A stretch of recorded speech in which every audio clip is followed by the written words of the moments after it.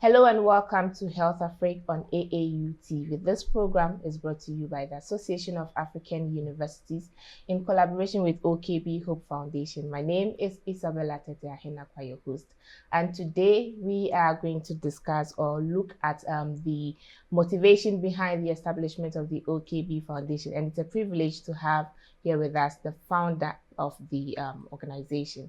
Now, they have been behind us supporting the HealthAfrik show, giving us experts to discuss topics related to mental health. And I know we wouldn't want to miss what motivated the establishment of the organization. We'll go for a quick break. When we come back, I'll introduce our guest to you and start the discussion. Please stay tuned.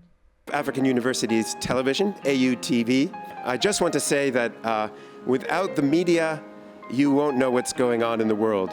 Even with the media, you sometimes don't know what's going on in the world.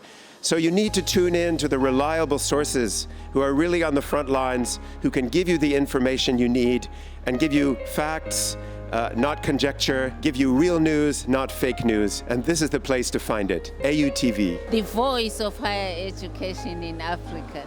You're welcome back from the break, and this is HealthAfrik. If you just joined, you can follow our discussions on our social media handles at Association of African Universities, both on Facebook and YouTube. And this episode is brought to you by AAU and OKB Hope Foundation. Now, as I said before the break, today we have here with us the founder of OKB Hope Foundation. We are going to delve deeper into what motivated the establishment of the foundation. And the founder goes by the name Mr. Osei Kwame Boateng. Hello, Mr. Boateng. Hi, yeah. You're welcome to HealthAfrik. Thank you. And it's so great to meet you in person. Yeah, same here. And I would like to also take the opportunity to really express my heartfelt gratitude for the support in helping us amplify the topics around mental health. I really appreciate it. We also appreciate your support. Yeah. Today we are come to discuss OKB Hope Foundation, and I know we would all be interested to know what motivated the establishment of the foundation. Yeah, sure. So I was born and raised in Ghana. Lived in a community where access to healthcare was a challenge. Many of the community members had to travel several miles to get access to care. And even with that, it wasn't guaranteed that they would meet the healthcare provider. So they will walk several miles and then walk back home if they don't get to see provider, debating whether they will live or die the next day. Personally, I lost my grandmother and my auntie just because of these healthcare inefficiencies. So at that very young age, I knew that I wanted to do something in the healthcare space to ensure that people who live in the rural and underserved communities have access to care. And so through that personal motivation and also the knowledge that I acquired, from school, became the driving force in starting OKB Hope Foundation, where our focus is to bring medical care to rural and underserved communities. So communities where they don't have any healthcare facilities or providers, we go there and we provide them with medical care. Okay, so are you did you study maybe something related to health or medical, or are you a doctor? Maybe that can also be a motivation. I know basically it's the access and the availability of healthcare. Right.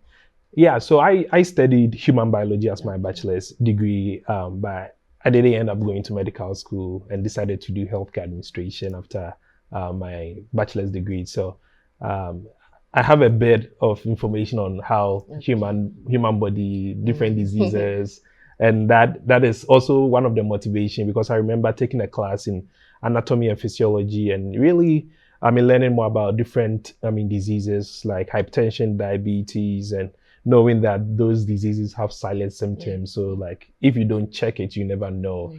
And then reflecting back and realizing that, when growing up, these people didn't even have access to healthcare facility, how much more like a blood pressure cuff. So if, they have hypertension, no one would ever find out. And we would associate that to a natural death. We would say that God gave and God took away, which might not be the case. Exactly. So when was OKB Foundation, Hope Foundation established? And since its inception, what are some of the projects and initiatives put in place or done to achieve the goal of the foundation? Yeah, so I would say I started OKB Foundation, probably founded that 2017. That was in my third year in school. getting to know about these diseases, I was like, we can't wait till I'm done or graduate from school. So I needed to do something. So that was in 2017. That is when I started coming back home, because I did my school outside Ghana. So started coming back home and working with doctors here in Ghana to bring medical care to underserved communities. But we didn't really start our mobile health initiative until 2022, where after speaking with a lot of community members and realizing that most of them are in the informal sector, so them leaving their farm or market to go to the hospital is one of the biggest barrier, because the more they sell in the market, that determines the money they get at the end of the day. So they would have to prioritize what would bring money or food on the table. And so really realizing that we knew that we had to bring the care to them, and that is the birth of the mobile health van. And since then, we've been to over 80 rural communities across Ghana, across 7 administrative regions in Ghana, and have been able to serve over 12,000 people with the mobile health van. Yeah. Right. So I made mention that you support us with topics related to mental health. That means that is one of your focus in terms of health issues. Now, aside the mental health, which other health issues do you also try to find solutions to? Yeah, so we basically focus on mostly primary preventative health care and some of the chronic diseases, because we realize that most of the diseases that affect a lot of people, kill people in Ghana, are most diseases that could have been prevented. Right now we still have malaria as the #1 killer disease. And if you go to the rural communities, you see anemia. And so all those are things that could be prevented if there's education, early screenings around that. And so our focus had been with primary preventative health care. But we also realized that if we give people medications, they take medication, some of the side effects can result in mental health challenges. And so that is how we was like, okay, we can't just do physical and leave mental health. We just wanted to treat everyone as a whole person and consider both the mental health and also the physical health aspect. Right. So my next question is on accessibility. You made mention now you take the doctors and healthcare to them. That's right. These rural areas, when they are being introduced to things that are new, things that they are not used. I know this is to help them, but sometimes they feel reluctant. That's right. Instead of, finding time to even go to the doctor, they would prefer going to the farm or going to the market and all that. So how do you ensure that there's this continuous accessibility to healthcare? Yeah, so I do agree with you, because if everything is new, people tend to reluctant on that. So knowing that, we tend to work with people that they trust. So even before we go to a community, we have to work with the district health directorate. They will give us permission, and then we will do what we call community survey, meet the key stakeholders. So sometimes it's their pastor, the chief. And so once the pastor or the chief accepts that and tell them that, you know what, this is OKB Foundation, this is what they are going to do, then they would also voice their concern, like, okay, if they come, let's say on Tuesday, we are not going to the farm, we will be here. And so based on the information that the community members will give us, that is what we take and then use that, and then come on that particular day where we would get that. But in terms of accessibility, there's one thing to go there with a mobile health van and then you leave, right? And when you leave, what is the next step? So what we've done is now we know that data also could be an issue. So we have toll-free numbers. So like someone in the community can call without thinking about their credits being done, so they can call a doctor in the city. And what we do is that the medications that we give it to them in a branded bag that will have our phone number, so that in case of emergency, we tell them that call this number, our toll-free number, and then we would get to them. But there's other projects that we are planning on working, using facilities like churches that are already existence in the community and leveraging that to provide medical care for people. Yeah. Oh, okay. Still on the continuous accessibility, I know now you go to them. Also, I know for sure that you do go with these nurses and doctors who are kind of closer to them, and not just the urban doctors. But talking about training, building capacity, are you doing something like that to build the capacity of these healthcare providers so that at least they will meet the standard requirement or standard treatment, treating the patients and all that? Yeah, so we do that, and one of the projects that we do is we help strengthen, let's say, the CHIPS or the health center as well. So we, like our partners that we work with, sometimes if they don't have medications, like we tend to also support in that area, also train them. We've also trained some community members, because in some communities there's no healthcare providers, like they are on their own. So in that case, you have to train some people in the community, and then they would be more of like a healthcare advocate and push the education. So we've done a project where we trained 20 community members across 4 rural communities, gave them blood pressure machines. So people that have chronic illness, they can do a door-to-door service to these people and check their blood pressure for them. Right. Currently, we are moving into digitalization, and I see behind us we have Hey Equia. Maybe if you can tell us a bit about what is behind this, what motivated Hey Equia? Is it a human being, or tell us more about it? Yeah, so as I mentioned, mental health had been a challenge in the country, right? So in the country, we don't have a lot of mental health support, even when it comes to mental health care providers. And the only way we could optimize the resources that we have was to see how we could leverage technology to assist with the already overburdened healthcare providers. And so we realized that how do we come up with technology with the rise of AI and things like that? How do we now leverage those technology to ensure that people have access to support 24/7? And that was the birth of the Hey Equia. Actually, Hey Equia, it doesn't, I guess it doesn't have any meaning. It was like, we built this thing and we wanted a name, and I guess the only name that came to my mind was Equia. I was like, okay, sure, like let's name it Equia. But we wanted something that people can relate to.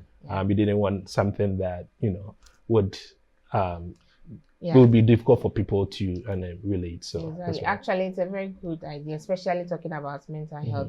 Sometimes going to a physical person to talk about your mental health issues is quite difficult. And since we have an AI or a platform that we can go to and share our concerns with, and also get back to us with feedbacks and all that, it's a very good initiative. And congrats to OKB Hope Foundation. Thank you. Now, let's look at impact. You were established in 2017, then came in the mobile hospital. How do you monitor your impact? And since then, have you heard of any positive feedback from your people, the people you are working with and working for? How do you, let's talk about monitoring impact. The impact. So, our mobile health vans, we have a solar powered, right? So with that, we are able to have electricity in the van. So with that, we have like the electronic medical record. So on the clinical side, we are able to collect data on like demographics, different diseases. So that helps us in determining like, okay, if you are going to a rural community, we know that, let's say, these are the top 5 diseases that we should expect. And that helps us in preparation for medications and also how to do health education. So we collect a lot of data through our electronic medical record system. And we also do, a lot of community feedback survey to also really make sure that what we are also providing to the people is something that they want to. And since we started, I guess we've been having a lot of people come. So on average, when we go to a community, we are serving between 150 to 200 people in an 8-hour span. I remember when we were at Western North, it was like 2,000 people across 3 days. So, that shows that, there's the need, people like it. And so that is what we've been doing on the clinical side. On the mental health side, we do a lot of mental health symposiums across high schools in the country. We've been to about 7 and being able to serve about 3,000 students across that. And doing that as well, we've been able to identify individuals that have, like students that have tried committing suicide, and we have been able to help intervene. that, and now we are thinking about how do we establish clubs in these schools to support them consistently, because high schools, they don't have access to mobile phone. If they do, they don't even allow them to use it. So it's like we needed to come up with another strategy that we can still provide consistent support to them. So that is the work that we've been doing. So with the club, the goal is that we are able to do a pre-survey of like their knowledge around mental health, and every once in a while we check in to see whether they are acquiring new ideas or like new knowledge around it. Great. And I know partnership plays a critical role in the success of your foundation. Now, like you made mention, before you even go to these areas, you talk to the pastors, the chiefs, and elders. So share with us some of these institutions you have partnered with since the establishment of the foundation. Yeah, so we've done quite a number, and I would also express my heartfelt gratitude again to AU TV for giving us this platform to share that. And this is one of the beautiful partnerships that helps us amplify or send our messages across. We also work with various district health directorates, because they have to be aware that we are in, and we share our data with them so that they know what's wrong in the various communities. We are working on establishing a partnership with the Mental Health Authority as well, so that we can also work with them and be able to scale the work that we do. So in terms of partnership, we do a lot on the national and regional level with the district health directorates, and also we also work with other non-profit organizations that are doing the same work, because we are with the belief that if we are able to collaborate, we are able to make a bigger impact. So we work with various non-profits as well to be able to do the work that we are doing. Yeah. Great. And I know the journey wouldn't be easy from the beginning till now. You may have faced some challenges. Well, what are these challenges, and also what are the plans to curb them? Yeah, so as I mentioned, I started as still a student, so challenges has been funding, right? So when we started, some of the challenges had been, getting funding to support the work that we do. So there are times that we have to figure out some ways to make that happen. So that was one challenge. The other one has been around, going to these communities, poor road network makes it very challenging to, take your van there. There have been situations, especially during the rainy season, and there's mud. There are situations our car has got stuck, and being able to push that through the mud also being a challenge. So in all, it has really helped us in terms of preparations on how to get our medical supplies, whether if the community is far, whether we should go there and sleep a day before, so that natural occurrences doesn't avoid us, because we don't also want to disappoint the people that we are serving. But these are some of the ways that we've overcome the challenges in terms of logistics. We make sure that before we go to every community, we are able to pre-order all the stuff so that nothing doesn't come as a surprise to us. So that is how we make things happen. Yeah. Okay. And before you go, maybe there's someone out there. I know you are looking forward to more opportunities and partnership support. We want to see OKB Hope Foundation doing a lot. Someone out there would want to support. What would be your words to this person? And also, maybe there's an old man in a rural area, you don't know, watching this on his grandson's phone. That's right. Yes. What would be your message to them in case they see OKB Hope Foundation in their community? What should they do? Yeah. So one, the whole idea around OKB Hope Foundation and the work that we are doing was that, from the work that we are doing, we are hoping that other people could be inspired to also bring out solutions to address issues that they are facing. So if someone is watching me, I was like, it's very tough, but it's always fulfilling to be able to address problems that people are facing. And if someone is also watching me for the rural community, I would like to thank them for allowing us to be able to be of a support, because if they don't allow us, we don't have anyone to serve. So them being able to allow us to serve, I'm really, really grateful. And And also in terms of partnerships, I would like to also, if anyone is watching us and is interested in supporting the work that we are doing, they could either email us, follow us on all our social media channels. But as I mentioned, I'm really of a big belief that if you are able to collaborate, you are able to make a bigger impact. So we are always open to more collaborations to ensure that access to healthcare is really accessible to people. Of course, collaboration is key to success of all initiatives. Thank you very much, Mr. Boateng, for coming in and also sharing with us details about OKB Hope Foundation. Myself and the team, we wish you all the best, and we hope in the next few years we see great things that you are doing and the impact, we feel the impact that you are bringing on board. Thank you once again. Yeah, and thank you once again. I know I've been thanking you since I came here, but I can't thank you enough. And also for the platform, and also for the amazing team who have been at the backstage. Always we don't show them, but they make things happen. So I'm really grateful for the team as well, and for giving us this platform to do this work. I'm really grateful. Okay.